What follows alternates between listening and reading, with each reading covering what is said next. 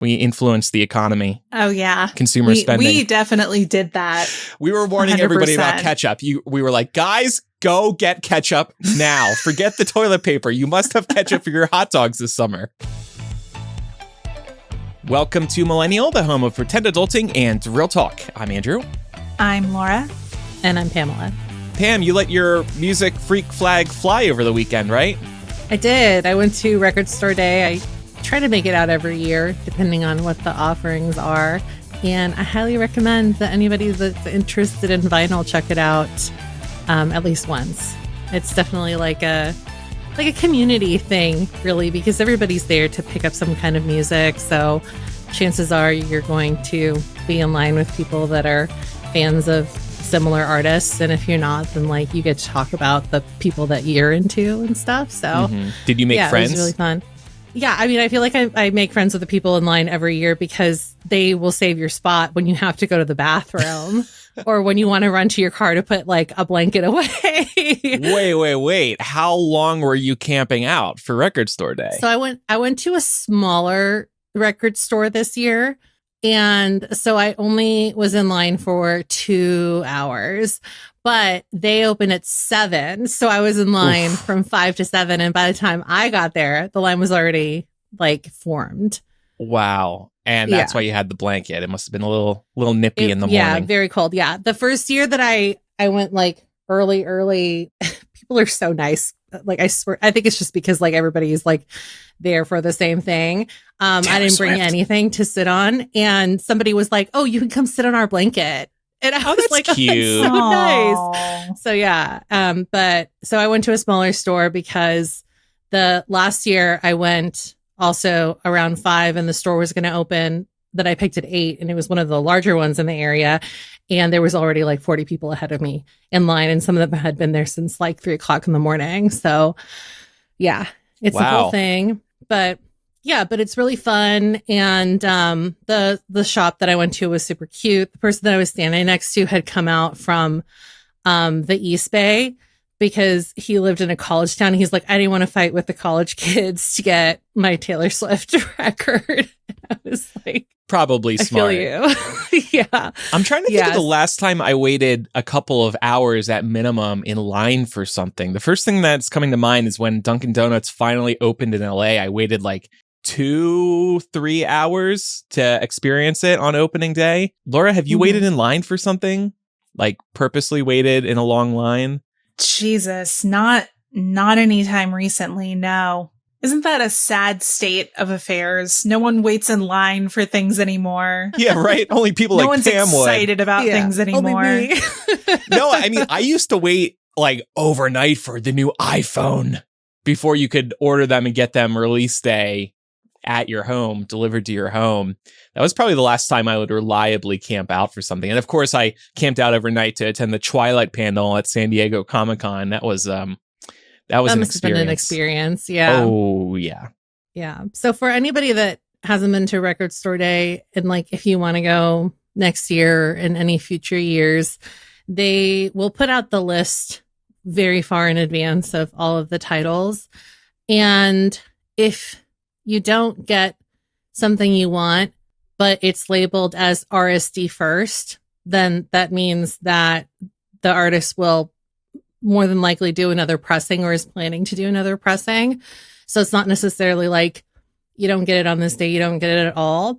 But if something's labeled as RSD exclusive, then you can only get it that day. And once it sells out, it sells out. So just like pick and choose your battles and make that be the barometer for what you decide is like worth lining up for, basically. Good to know. Thanks. Well, we are going to talk about Trump's first 100 days, and then we're going to talk about recession pop and how millennials get through recessions because we have a bit of experience on that front. But first, this show is brought to you by listeners like you. So please visit patreon.com/millennial to support us for as little as $5 a month. You can get instant access to bonus episodes that we call After Dark. It's the real talk that we do here on the main show, but even realer. as I added to the Mega Millennial album art, because we get to hide behind a glorious paywall. We get to be like nameless, faceless voices behind the paywall, like any good shitposting internet commenter. You can also get access to ad-free episodes. You can get access to our live streams and a lot more. And by the way, when you become a supporter on Patreon, you'll be able to listen to all of our bonus audio content right within your favorite podcast app. So it's very easy to get started.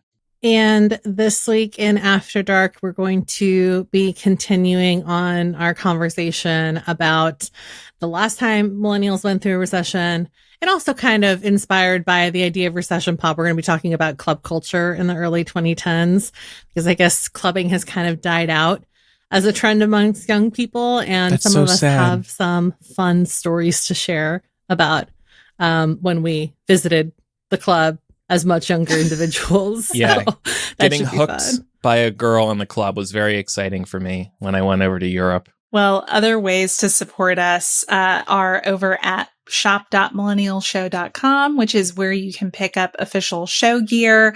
We have a bunch of the cutest stuff. I love my little Hash Pal whiskey glass. I was actually drinking out of that the other night, and I should have brought it with me tonight for this read. But the clothes that we have on there are also super soft, super comfy, and the designs are really, really well made on them.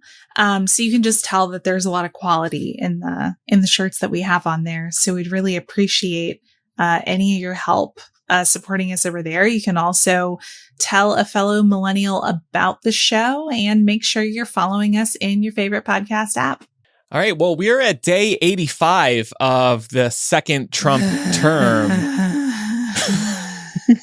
Sorry, I just had to let that out. I feel better now. What a fun roller coaster of a week it's been. Yeah. So remember last week when we were all crying into our retirement accounts if we're lucky enough to have them? Well, now things are looking up a little bit because Trump, when he came up on the precipice of our markets collapsing, when it came to implementing these tariffs, he blinked and he caved to the market pressure, and he has put a 90-day pause on these. So he's kicking the can down the road, kind of like he did the first time around with the Canadian and Mexican tariffs that he was going to implement. Remember, those were supposed to start at the beginning of February. They didn't start till March. Yeah. So it'll be interesting to see what happens 90 days from now. But Andrew, people are they're using this opportunity to panic buy before tariffs are back in the picture, right? Yeah. And I'll also say Trump's excuse for putting this 90-day pause on the tariffs was, 75 countries have come to us wanting to negotiate, so we're going to be talking to them. But the White House has not released a list of these alleged 75 countries that have come forward looking to strike up deals. So it just seems like a BS excuse because, like you said, Laura, he was just responding to market pressure. But yeah, in light of these tariffs, people have been panic buying certain items. According to Earnest Analytics, this is a firm that analyzes data on millions of debit and credit card payments. So they really have access to the nitty gritty in terms of consumer spending. Consumer spending at Apple was up 20% between April 2nd and April 7th, compared with average spending there in recent months. Spending was also up 10% at Home Depot and 18% at the department store chain Belk, according to their analysis. And consumers have also raced to grocery stores, large discount chains, and car dealerships in recent days.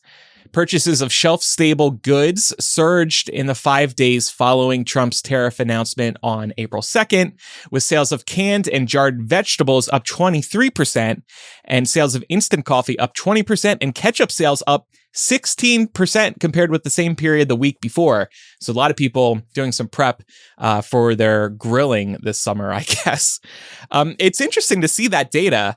Maybe it was us too. We were talking about panic buying last week and we gave it like a millennial bump. We influenced the economy. Oh, yeah. Consumer spending. We definitely did that. We were warning 100%. everybody about ketchup. We were like, guys, go get ketchup now. Forget the toilet paper. You must have ketchup for your hot dogs this summer. I'm just imagining people having like cupboards full to the gills with ketchup that they'll never possibly use in this lifetime. Some people put ketchup on everything, though. That's me with That's true. mayo. I put mayo on everything. Ew. Yeah, I know. It's not. I just don't like mayonnaise. Oh, you're one of those people. And yeah, I am one of those people. I want my sandwich dry. Oh, and devoid of mayonnaise. As a child, legit, I loved dry sandwiches. I loved dry burgers, hot dogs, everything dry. Also, I just wanted to put something on everybody's radar. I don't think there's been a lot of attention on this in the media. Trump actually ordered the end of a loophole that had allowed goods from China worth less than $800 to enter the U.S. without tariffs. This loophole was called the de minimis exemption. And so with Trump shutting down this loophole, this is actually going to affect a lot of consumers because this is what Temu and Shein rely on to sell you very cheap goods. So it's going to be interesting to see how these businesses change in the months and years ahead. Yeah. And I thought I saw too that Trump had either officially done it in whatever capacity it is that you do official things in Washington nowadays, or he had thrown around the idea of exempting computers and smartphones from tariffs, but I don't know. Right. It's such a quickly evolving situation because then I saw that report, but then the next day, somebody else in the cabinet was like, oh, well, those exemptions will just be temporary too. So who knows? Honestly, they don't even know. So yeah. Yeah. I mean, that sounds about right for this administration. But I want to talk about the Supreme Court here for a moment because there've been a couple of really important rulings that I think we should all be paying attention to. So I think this first one is something that a lot of people are probably familiar with. You've been hearing the name Kilmar Abrego Garcia. He is a man who was deported to El Salvador by mistake, admitted by the Trump administration. They deported him and they referred to it as an administrative error.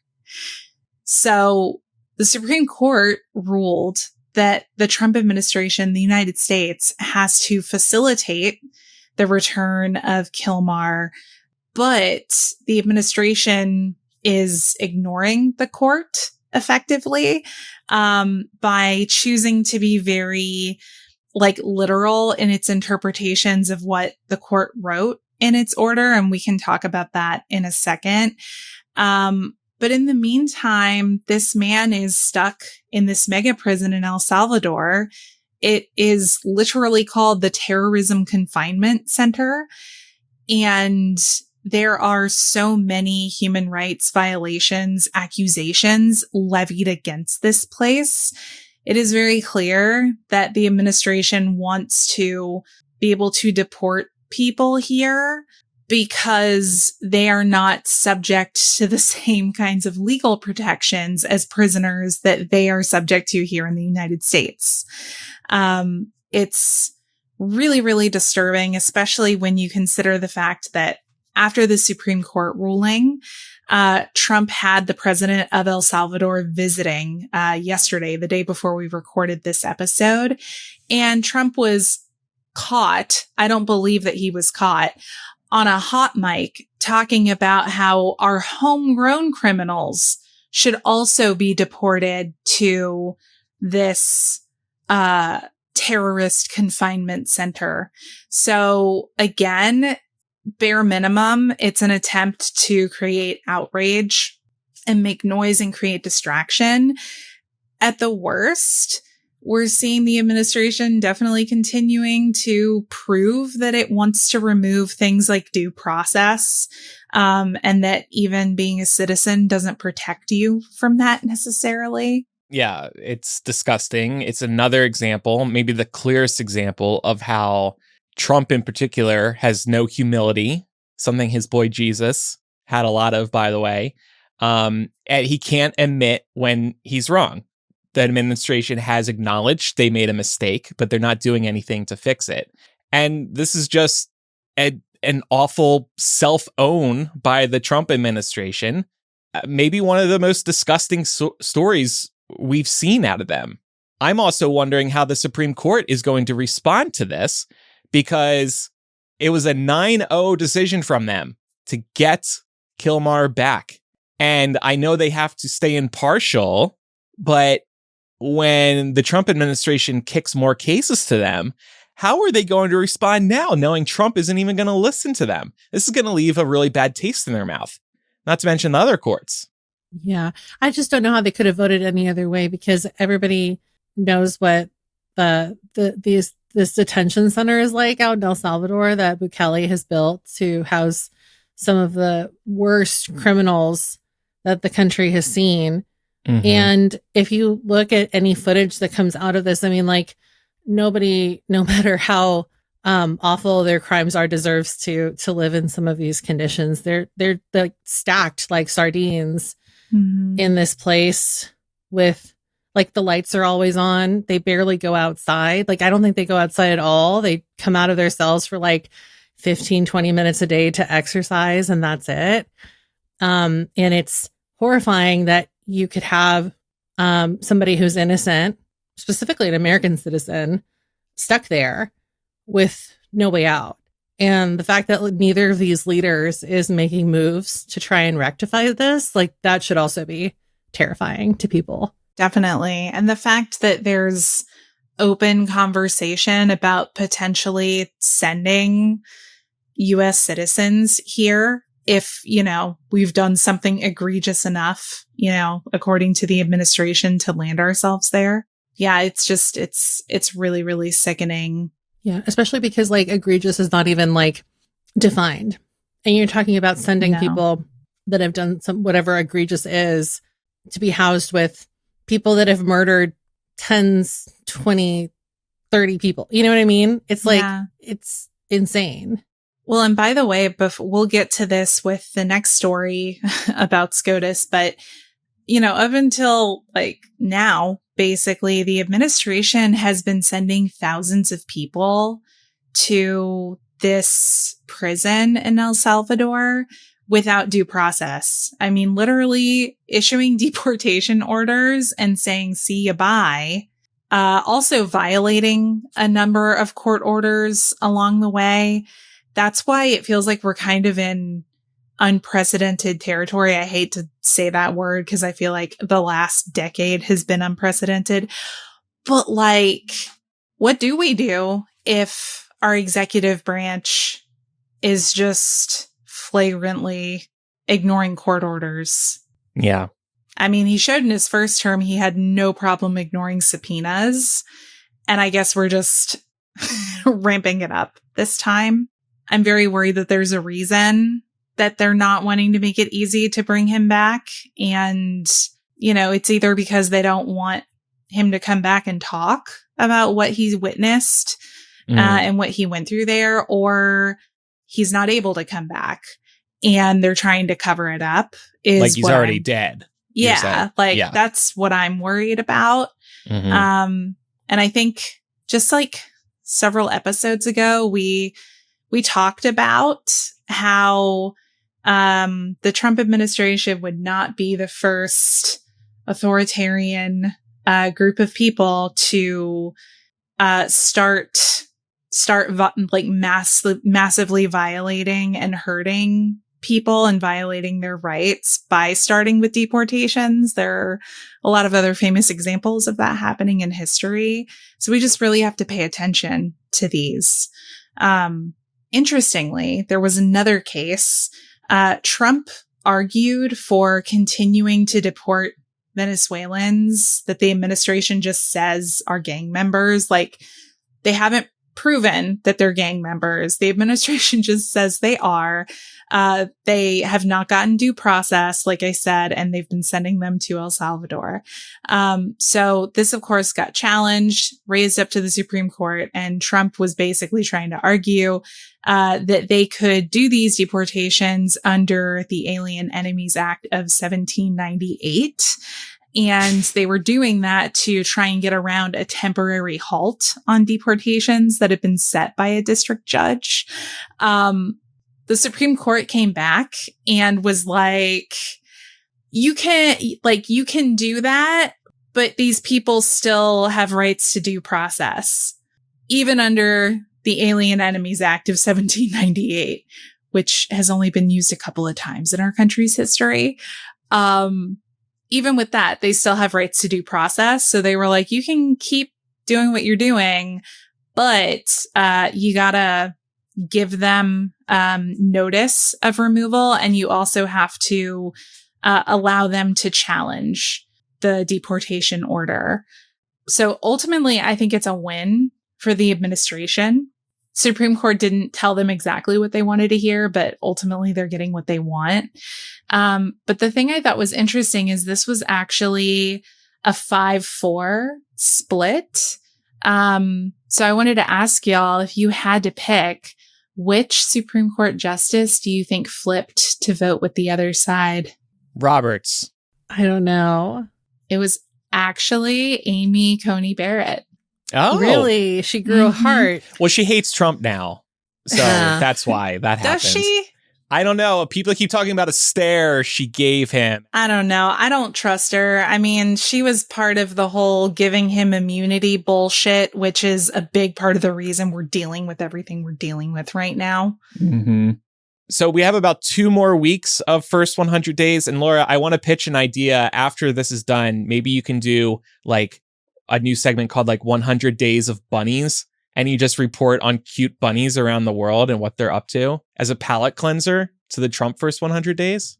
Yeah, unfortunately, the Trump second 100 days are going to be happening in the background. No. And it's already weird enough that all this shit is going on and we are all just going about our regular day-to-day lives. Like, this is fine. This is normal. Like, that's what you got to do, though. I mean, to an extent, of course, you got to pay attention, but you also have to just kind of find ways to clear your head, including going about your normal day, right? Yeah.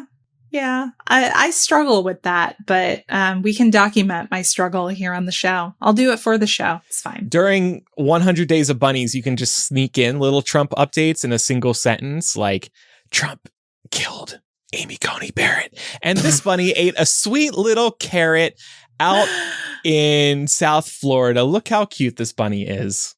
No, I'll be coming back like, guys, I'm crashing out like the stock market.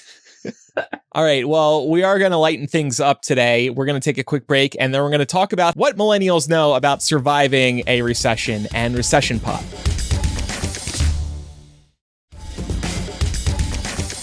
We are going to be talking about how millennials survived the last recession. This whole conversation was really inspired by the viral trend of millennials telling Gen Z how they survived the last recession, 2008 to 2012-ish. So we're going to be talking about what life was like as young people entering adulthood during a recession. I'm sure we all have memories of that. But just to kind of prime us, but also the audience, about our generation and about what ages we were during the 2008 recession. The oldest millennials were in their mid to late 20s. Those of us here on this panel were kind of in the middle, like college age-ish. And then the youngest ones were, for the most part, still under the age of 18. So I think, depending on which one of those like cohorts you're in, your experience of the recession was probably pretty different. I was, out living on a college campus, but I was young and broke.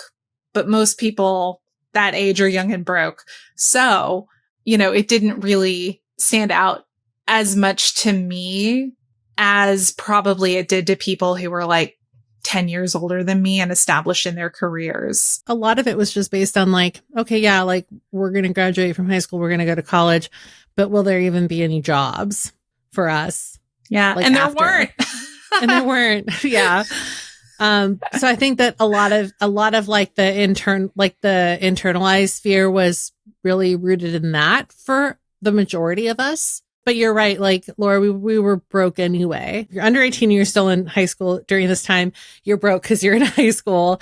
And if you're just starting college, you're broke because you're a college student. So I think that kind of like just meant that we had to be savvy anyway.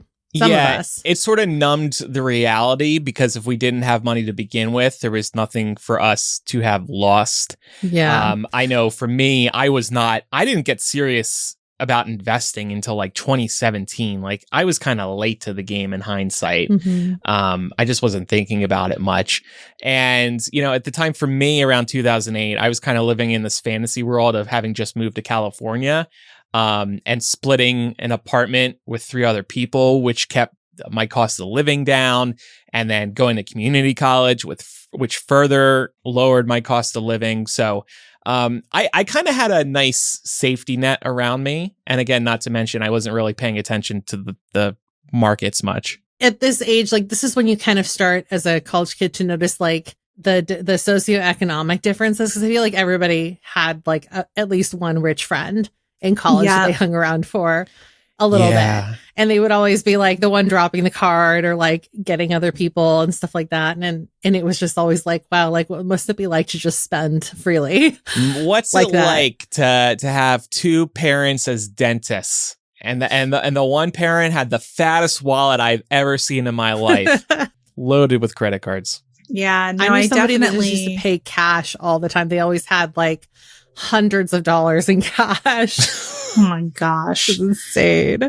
I think we all had that friend in college who had a credit card their parents paid for them. So it was like, this is how you finance your life and we'll pay it for you every month. And I was just always like, oh, I didn't know that was a thing that happened. Right. We would all be window shopping and they would be actually shopping on mom and dad's dime. When you guys were in college, were your parents covering anything for you? My parents were covering my car insurance because I was able to get on their plan. But then I got in a fender bender on my way to a date, a first date, mind you. And then the car insurance realized I shouldn't be on my parents' insurance. So that's when I had to start paying my own car insurance. I like to say it was the most expensive date ever. My parents paid my tuition and room and board throughout college, whatever wasn't covered by scholarships and student loans. Basically when you hit the limits there, whatever's left over, you got to pay for. So they supported me through that, which I'm really appreciative for. Not really for me. My, I think I've told the story before. My mom was always like very realistic. She sat down with us in middle school and was like, listen, like we live in a very affluent community, but we're not affluent and we're not, you guys don't have a trust fund. So good luck out there. Yeah, but your friends probably do. So so try to marry one of them. Exactly, pretty much. Yeah. So my mom she did the same for both of us. She took a very, very small loan. Like I'm talking like maybe at the most $10,000, which even at a state school does not cover much. I'm sure both of you know. And then the rest was up to us. So, I had a few scholarships going in, some grant money too, but I still had to take out student loans, obviously. So, health insurance, yes, because still young enough to be on my parents' plans, which was great. Car insurance until I also got into a car accident, and then it shot up. My mom was like, "That's all you, baby." So, that ended pretty quick. And I think cell phone, she as soon as we both turned 18, she's like, "Well, you guys got to get a job, so get a part timer and figure it out." I think I was paying my own at least part of my bill by the time I turned 18, 19. To kind of set the stage for the conversation we're going to have really about like the millennial core experience of living through the 2008 recession, we're going to listen to one of the TikToks that I was referring to earlier. And we're probably going to end up talking through some of the items on that list.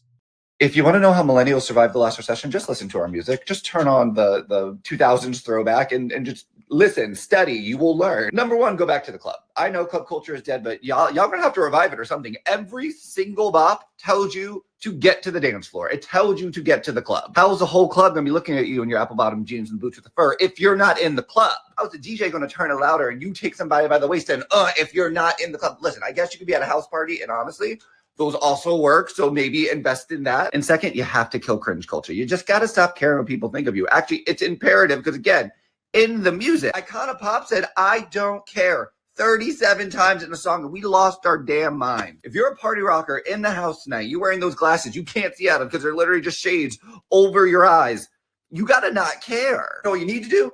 Have a good time. You see, Gaga told us to just dance, dressed as an alien, and that was common. No one even questioned it. That's the mentality we need to get at. You don't need to be dressed as an alien. But if the alien is telling you to just dance, you just dance. You don't care what's going on around you. I keep hearing this myth that millennials didn't have social media to deal with, and because we didn't have phones that recorded at the time, we didn't have to worry about people recording things and making fun of us. Y'all, we went out of our way to make sure we had cameras in our pocket. A water bottle full of whiskey in the handbag and a digital camera. That was used, and then we went out of our way to make sure we uploaded the photos. Yes, there was not a lot of videos. It looked like it was filmed on a potato, but the pictures, those came out clear. What's going on the floor? I love this record, baby, but I can't see straight anymore. That's a goddamn autobiography. The bad cameras were also great because they hit all of our pores and our acne. I hate that the phone cameras are getting better. That blown out flash look. Yep. That just made you look even more faded than you actually were. What do the three of us have behind our computer screens? Bright lights lighting up our faces to cover pores. Time is a flat circle, I guess. That video obviously leans really heavily into the pop music side of this conversation, specifically to what's being called recession pop.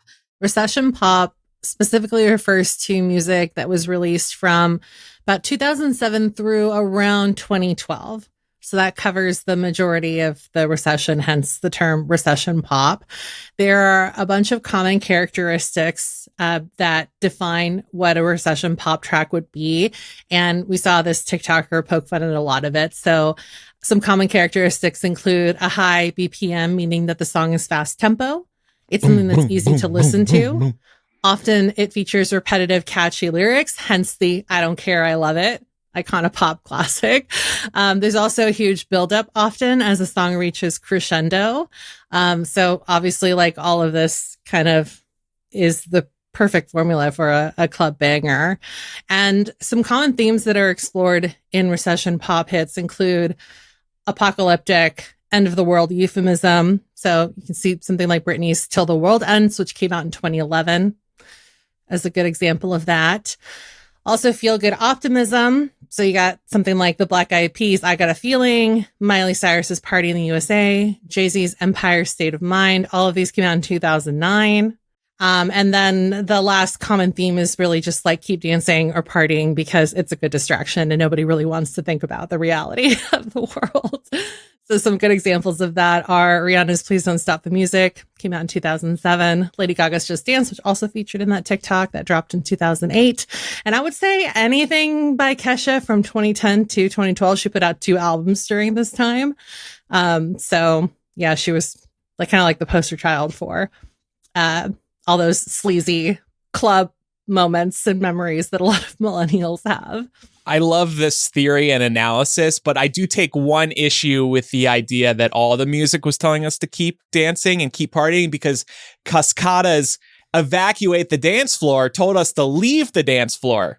But You're infected I would by the classify sound. that as apocalyptic, end of the world. Oh, yeah. Stop, this beat is killing me. Hey, Mr. DJ. Didn't we get told on Beyonce's Renaissance album, the first one, to remain calm and not leave the dance floor? So does that cancel it out, Andrew? Yeah, I guess so. And "Break My Soul" also encouraged us to quit our jobs, didn't it? I'm glad you guys brought up Renaissance, because I did want to point out that recession pop is not just, indicative of this 2007 to about 2012 time period. There have been other examples in history where the music tends to get bigger and brighter and become more of a happy distraction as the world goes to shit. So we can trace that back to the Great Depression. There was a rise in jazz and swing in the 20s and 30s, very upbeat. And more recently, during the pandemic, we also kind of saw music become more of what we would consider club-like. So there was a huge boom in the disco revival. This was already on the rise before the pandemic really hit, but it really popped off following the success of Dua Lipa's Future Nostalgia, which came out in March of 2020. And I would say on a similar note, Gaga's Chromatica, that was a dance club album, and her goal there was for you to be dancing in the club to it.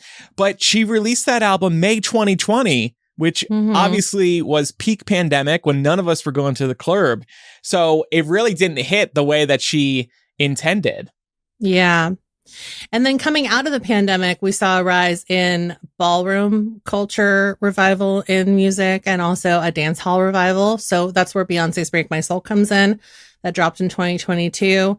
And yeah, like, I mean, you also saw like more disco with Lizzo's, like second album or third album. So yeah, a lot of examples of how, music just gets kind of better and more exciting. Yeah. And I think all of it is emblematic of what millennials are saying when I think it's kind of tongue in cheek when we do it. But when we say, get back to the club, bring club culture back. Cause like, I don't want to be in a club. I'm too old to be in a place like that anymore. But I'm glad that those environments existed when I was young because it was a place that you could go to get drunk and have fun with your friends for not a lot of money. And that was the whole appeal. Yeah. Right. And it's a total escape. The lights, Yep. the loud music, the community, your close friends bumping and grinding up against you. Like, it is a total escape. So yeah, maybe now we're not going to the club, but I think we look for a total escape like the club provided us back in the day. Yeah. You're right. Cause I remember like, do you guys ever remember like coming out of the club and it was like, oh, it's quiet out here. Like, yeah. And you felt refreshed. Feels like a liminal space. You basically had a workout. Because you were all sweaty. Yeah. You could barely hear because you were dancing over by the subwoofer a little too long. Yeah. It's actually quiet outside because your ears have been shot because of the loud Exactly. music. You can't feel your feet at like a lot of, like I've noticed a lot of Gen Z asking like millennial women, how did you guys wear heels all the time? It's like, it's because we were drunk at the club and then we just danced until we couldn't feel our feet. And it was actually more painful to take them off at the end of the night than it was to keep them on. But I was going to say, I'm really glad, Laura, that you brought up the fact that it was actually kind of cheap entertainment, because I think that the common misconception, because going out now is so expensive, that going out to the clubs must have also been expensive, but it wasn't. Nope. It definitely wasn't. I took advantage of so many ladies' nights where basically it was like you come in between the hours of like 9 and midnight or whatever, and girls don't pay for drinks. And you better bet I used to go and basically pregame at the club before we went anywhere else so that I could have a nice healthy buzz going before we went bar hopping somewhere else, you know? I was also going to add, you would just pregame at home, which helped keep the night. Yeah. That's another thing. Especially because the night wasn't starting until, to Laura's point, 9 or 10, when the cover was either waived or like ladies' night was starting. So you had a long time to eat some kind of cheap meal at someone's house, get ready. Half of it was getting ready, gossiping. Yeah. And drink whatever cheap alcohol that person had or you all had pulled your money to buy. Yeah, it's so funny looking back on that, because there was like nothing special about anything that we were doing, but it felt so cool at the time. And I think it's just because as young people who were broke, especially during a recession, like it was kind of a rare treat to be able to go out like that and actually like get to enjoy yourself and not feel like you were breaking the bank.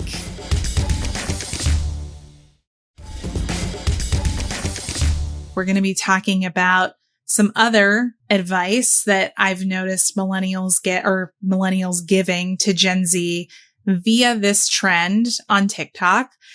I do just want to call something out real quick. And maybe this is just my algorithm. Maybe it's just my FYP. I feel like I see way more videos of millennials who started out by being like, Gen Z keeps asking how we survived the last recession. Then I see actual videos of Gen Z asking that question. So can someone help me out? Are we just being really extra? And are we like looking for that moment to finally be like, fuck you, Gen Z, for calling us cringe. Now we're going to talk down to you. I think that's part of it. I think I feel like most likely what happened was that Gen Z started posing the question, like, I can't believe we're going to go through a recession. Like, what are we going to do? And then some millennial took that and ran with it and was like, here's what we did. Like, don't worry, we'll help you. I think maybe these videos tend to do well, so people just keep doing more of them, and they're pretending like Gen Z is asking how millennials survived. Like, one of my biggest pet peeves about TikTok is that you see a great video, some funny joke about one I see all the time is, when I go to the airport, we got to make sure the gate is actually there, and then we go get lunch or something like that. People have redone that same joke a billion times on TikTok. So I think people just see something that works well and they keep repeating it. Yeah. I will say though, there are a few items that came across as like advice or observations that I noticed happened across a variety of videos. And some of them were even in the sample video we just watched a few minutes ago. One of the big ones that I saw a lot was to stop worrying about what people think of you. And I think that is so interesting to think about, like the generational difference there, because I mean, I can understand objectively why somebody might look at like 2008 to 2012 millennial culture and think it's kind of cringe. But I think the thing is, we were having fun and we didn't care at the time. I think part of this is of the younger generation's own doing, because, that TikTok was talking about how like they were saying they didn't have phones, but we were like actively bringing our cameras. And I think that for better or worse, Gen Z has become a byproduct of their own making with cringe culture, because they're the ones that have started like filming people out in public and being like, oh my God, how embarrassing. So now they're deathly afraid of being the person that gets filmed out in public. And I do think that they take it a little bit too far to their own detriment. Like when it's like, oh, it's so cringe that millennials like actually throw their hands up when they're dancing. It's like, that's so silly. Like, why does that, why is that cringe? Who cares? Yeah. Or like, who cares how tall your socks are? There's so many bigger issues. Yeah. By cringe, it's really just one particular person's subjective opinion on what somebody else is doing. I don't think you can paint anything as cringe with a broad brush, except for, I think everything we do on social media in particular is cringe. Just like take a step back from what you see in your grid and how cringe is it how people pose in theme parks. How cringe is it when I do a photo gallery celebrating the first few months or looking back at the first few months of the year with some kind of corny caption. Everything we do on social media is so cringe and full of ourselves. I try not to think too hard, and I don't always do well at this, but I try not to think too hard about what I'm posting, because if I sit there and think too hard about it, then I'm never going to post anything ever again. Yeah, same. So if I just think it's fun, if I want to have like a little fun editing something for TikTok or like posting a carousel for Instagram or like updating my story, then I'm just going to do it and try not to think about it too much. Because as soon as I start overthinking it, that's when I just close my phone and don't post anything at all. Yeah. And like, could you argue that no post is super important? Yes, but also like I look at your little like roundup post, Andrew, and I just consider it like a little scrapbook, like a little diary that you get to look back on. Thank you. That's it's nice to have it documented. Yeah, but no, it is nice to have it documented. But then I look back at some of my captions and I'm like, I am so cringe with that. Like what? Like in the moment, I think it's good and appropriate. But then I look back, I'm like, this is stupid. But you just have to think about it like you wrote that for yourself. Yeah, it's braggadocious. Yeah. We don't need to make this about me. I'm just saying, I think everything I read on social media is so cringe. Like, would you hear people say this stuff out in the real world? Well, no, because like social media is edited. Yeah, it's not real life. And I mean, this is an entirely separate tangential conversation, but I think people forget that. And they talk in real life the way that they would talk on social media. Yeah. And I'm like, you're not a person. Nobody talks like that. It's really irritating. Something else that came up though, and I saw this multiple times, putting less of an emphasis on status symbols. And there seemed to be like, and I don't know if I fully agree with this, there seemed to be like a general impression that Gen Z has more easily bought into spending a lot of money on like beauty care products and like hair serums and stuff that they probably don't need because they're in their 20s. And a lot of millennials saying like everything I put on my face and on my hair was from a drugstore when I was that age, and like stop being so easily influenced by social media to make you think that you need these things. But I don't know if that's actually real for most Gen Zers. Like, I'm sure it is for some. I'm sure some are very easily influenced. And I think social media is a lot worse at like making people feel like they need those things now. Yeah, but I don't know. What do y'all think? I see it both ways for sure, because on the other hand, I think you're starting to see younger people not be so enchanted by like excess flaunting of luxury. So for example, there's a huge conversation happening right now on TikTok about like the disparity of wealth that is showcased based on like just people showing their Coachella experiences. Mm-hmm. And a lot of that has to do with like Gen Z and younger just not being so impressed anymore by these influencers going on some brand's dime. Right. You know? Yeah. Or the fact, like them calling out the fact that there was like a statistic about just how many people financed their Coachella tickets, and everyone's like, in this economy, like, get your priorities straight. But I think that like when we were the prime age for Coachella, it would have been completely different. Like we were a little bit more starry eyed when that started. Like Coachella started rising in popularity when we were, you know, still in maybe like in our 20s. Mid-20s. Well, and we talk about media literacy from time to time on the show, and I think people are waking up more to just how fake some of these sponsored posts are and how forced and just inorganic they are.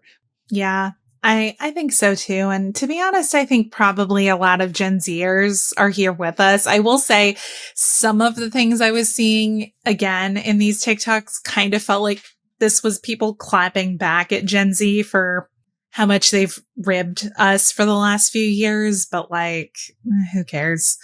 A lot of people saying, well, we actually voted during the last recession. That probably stings a little bit, mainly because youth voter turnout was estimated to be 50% in 2020 and 43% in 2024. Along with a notable widening gender gap and increasing trends of Gen Z men going MAGA. Yeah, that's disturbing. Yeah, honestly, I didn't see that one coming. I see some young, I think part of it is people are just paying attention less to what's actually happening. I think with Biden in office starting in 2020, people maybe got a little more comfortable, and people who were, you know, the youth vote wasn't really paying attention because things were fine in those 4 years for the most part.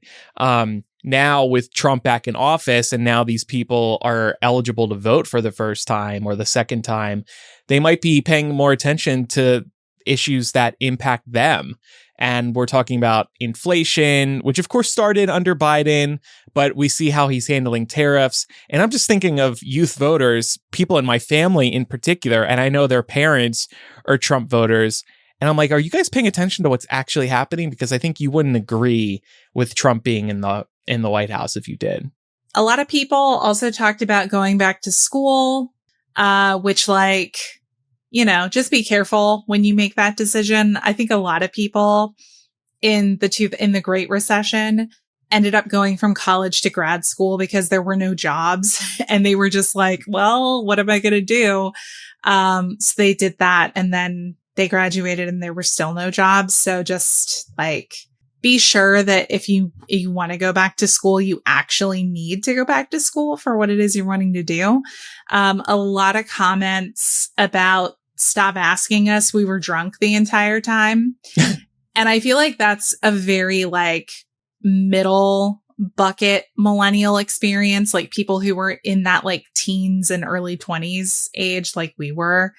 And then ultimately someone did call out, which I thought was interesting, was we may have been too young to understand what was going on, but we definitely watched our parents struggle with it. And we may not have understood their struggle or why things were tense at times and why finances were a sticky subject. But I think now that we're, 20 years on basically, and we've all, been working that entire time, I think we have a better idea now. In terms of millennials telling Gen Z to go back to school, I think for millennials at the time, maybe you were just kind of still seeking out purpose in life and some direction.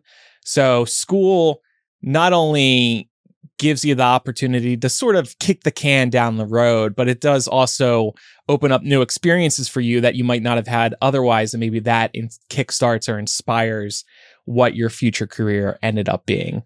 So I even though I'm speaking on this as a college dropout, I respect people who want to go back to school, maybe looking for new inspiration. And with that said, of course, you always see these people who go through college pursuing a particular degree, graduate with that degree, and then they can't do anything with it, or they end up pivoting to something else entirely. Well, anything else to add before we wrap it up so that we can go to the club and after dark and really spill the juicy and shit? And continue our 2008 experience of just being drunk all the time. How we survived the recession. I mean, back in 2008, I was just kind of like, I joke about being drunk the whole time, but I was sort of just ignoring a lot of what's going on. But now I'm too old to not care about what's going on in the world. I don't live in a fantasy world anymore, so I have to pay attention. But if another recession is upon us, I guess I would just say, as we always do, you gotta pay attention to what's going on, but then you also have to make time for yourself and touch grass and find some distractions that help you get through the day. You're, as one person, like, you're not going to be able to stop whatever the hell it is Trump's going to do. And you do have to find all the happy moments in life, the big and small moments that really matter, and savor those. But also know that as a generation, I think we managed to be pretty scrappy and frugal during the Great Recession that we lived through. So we might be able to come through with some tips for you. Yeah. I can't believe Gen Zers are not interested in going to the club anymore. I think everybody needs to start going back to the club, including us. Maybe if there's can we vow to our audience that if there is another recession, we will go to the club? But see, I feel like I'm too old for the club. No, you're not. No, Laura, it has you to got be. this. I think it has to be the right club. It's like a cool, the chill dive bar kind of turns a little club like after hours. Right. So like I need the music clientele. starts. There's not like really a dance floor, but you kind of make one when the music starts getting good. Oh, yeah. Yeah. I need the clientele to be above the average age of someone who like crushes Red Bulls with a shot of vodka. Yeah.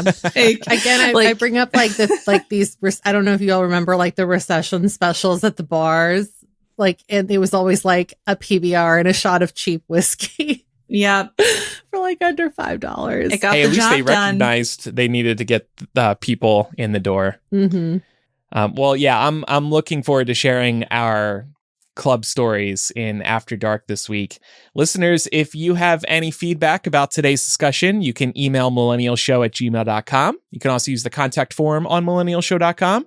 Also, you can leave a comment on Spotify or YouTube. Patrons can hit us up in the Discord. We were talking about some feedback that we got in the Discord before recording today's episode. However is convenient to you to reach out to us, please do. We love reading your feedback. And if you enjoyed this podcast, we'd also appreciate a review in your favorite podcast app. Time for some recommendations. What do you have for us, Pam?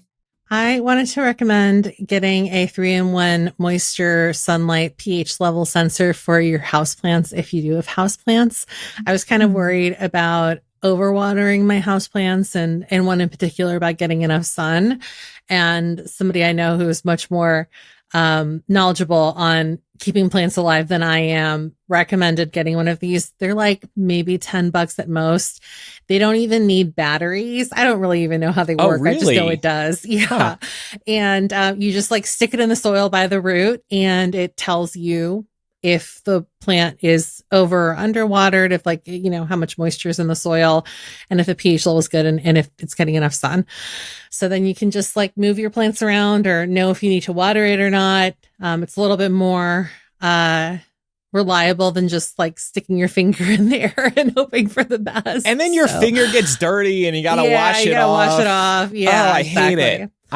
These things are hot right now. I see these recommended on The Verge a bunch. I didn't realize they don't require batteries. That's the one awesome. I have doesn't require a battery. I just got it off Amazon. Yeah, no, I see that on some of these other ones too. That's cool. I'm gonna have to, as a plant daddy, I'm gonna have to grab. You got to get one. Yeah, yeah. Well, I'm also a dog daddy, and Brooklyn has a growth on him right now that he's going to get removed next week. And while we wait for surgery, obviously he can't lick this thing, otherwise it starts to bleed. It's kind of a mess. But as dog parents, we hate putting the cone of shame on our animal. It's sad. They look sad in it. It's covering their whole head. I didn't know about these before. Dog donuts. For cats too, I'm sure. Basically, it's a donut that you put around the dog's neck instead of a cone. It covers way less of their face. It still prevents them from licking areas that they shouldn't. They can still eat out of their food and water bowls. I genuinely think, and I consulted a friend on this who also has had one of these, I think the dog kind of likes the dog donut because it's this permanent pillow that they can access at any time.